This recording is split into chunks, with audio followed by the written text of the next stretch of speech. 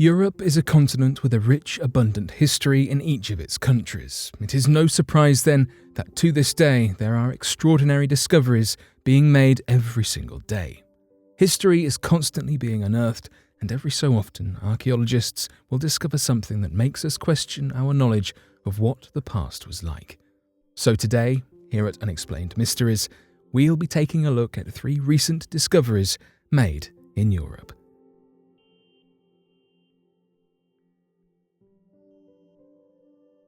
A melting glacier reveals a World War I shelter and artifacts in the Italian Alps.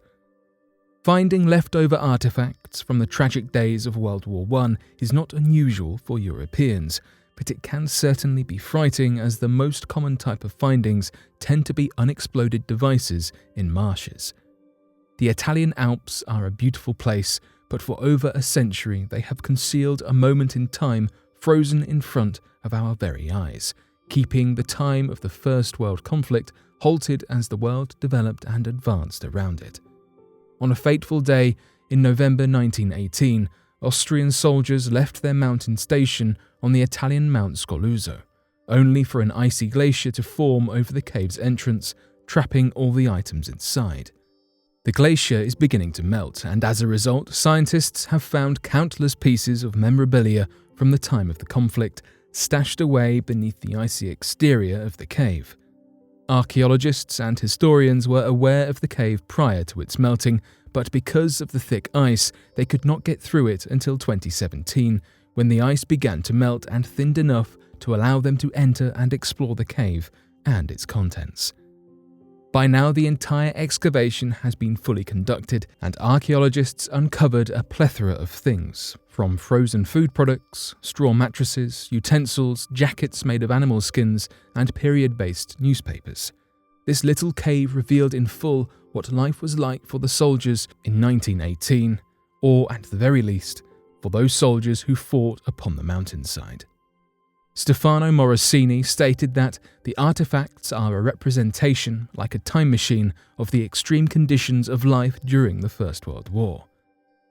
The group of Austrian soldiers was about 20 men in size, and they lived in the cave with an altitude of 10,151 feet in the air. Survival itself was a struggle, not to mention having to fight alongside the harsh environments. In the winter, the temperature of the Italian Alps could drop as far as -40 degrees.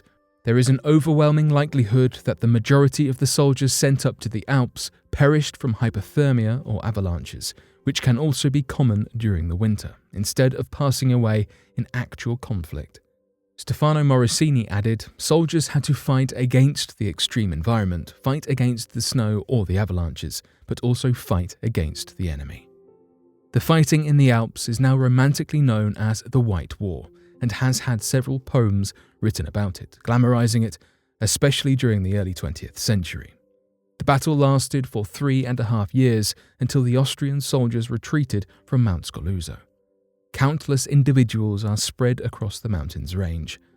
Marco Ghizzoni, one of the archaeologists who excavated the glacier cave and a worker at the Museum of the White War, said, "A corpse is found every 2 or 3 years, usually in places where there was fighting on the glacier."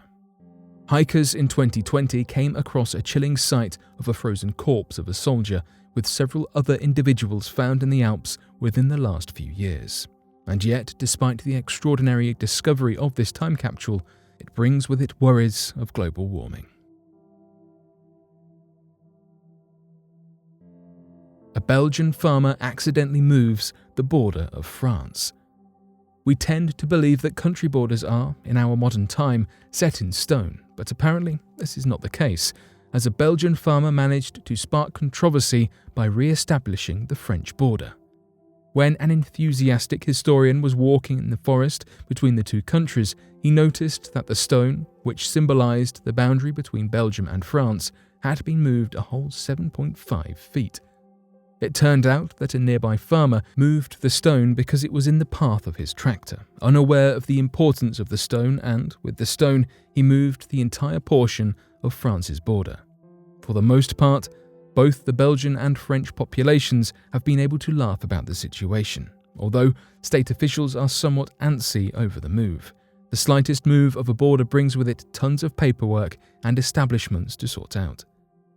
The current border spans 620 kilometers, and the border was established in 1820 after Napoleon's infamous Waterloo defeat.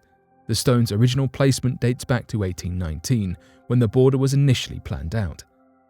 The mayor of the Belgian town where the border lies commented on the matter jovially. "I was happy, my town was bigger." But the mayor of the French town opposite the border, Bousigny-sur-Loc, was less amused. All those involved agreed on one thing, however, that a border conflict ought to be avoided. Currently, the plan is to make the Belgian authorities contact the farmer and have him return the stone to its original location. Though, if that does not happen, the case will be taken to the Foreign Ministry of Belgium and might cause another Franco-Belgian conflict, with the farmer risking criminal charges if he refuses to comply. The Treaty of Kortrijk is a historical event of importance that is responsible for the formation of the border. There are several smaller treaties involved under it, signed by France back in the 19th century, but these treaties failed to solve all the Franco-Belgian problems of the territory. For the next few years, from 1820 until 1825, the French and Belgian people argued over the border's exact positioning. Borders of the 19th century, in general, were a thing of nightmares, with countless revamps, especially when it came to French borders with rivers bursting or rerouting, which, in turn, required revised border discussions with the neighbouring nations. The borders had to move again after the 1914 to 1918 conflict, when Alsace-Lorraine was returned from Germany under the Treaty of Versailles, which prompted debates of whether the Franco-Belgian border should also be re-established, but the discussion was abandoned soon thereafter. It is fortunate that Belgium and France have such a great political-social relationship, because there have been reports of locals moving and even vandalising other countries' border landmarks as symbols of rebellion between neighbouring nations with poor social-political connections.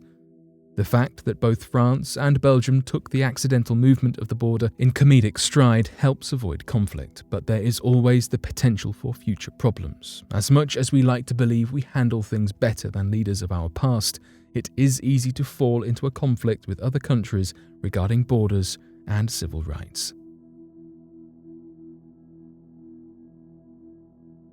3,000-year-old submerged settlement discovered in Switzerland. Switzerland is a remarkably stunning nation, with a plethora of mountain ranges and lakes straight out of a beautiful dream. But who would have thought that underneath Lake Lucerne there lay a secret Bronze Age village? This means that the area of the lake was settled a whole 3 millennia ago, which is significantly longer ago than researchers previously assumed. The reason why the village had not been found until now is due to the thick mud that layered itself on top of it. The government planned on constructing a pipeline under the lake, which prompted exploration diving to check out the area, which is when the village was discovered. Since then, various fragments of ceramics and everyday tools have been unearthed from their watery home, about 10 to 13 feet below the surface level. The artifacts found have been dated back using radiocarbon analysis to be at least 2,000 years old. The lake level was between 16 and 20 foot lower than it is today, and it provided the ideal conditions for a Bronze Age settlement. Wooden poles were found, which means that the settlers likely lived in coastal homes on stilts, which were quite common settlement types in the era. Unfortunately, for the time being, research is limited to the trench of the lake. The water level of the lake rose in the following 1,000 years and was the reason behind the submerging of the village, which picked up more land as the centuries moved on. The announcement made by the archaeologists matches the United Nations Educational, Scientific and Cultural Organization's 10th anniversary. The discovery has been added to the World Heritage List. History is hidden in plain sight. Who can tell how many such settlements and time capsules are hidden and unknown? With each new discovery, our knowledge expands and helps us to better understand the past.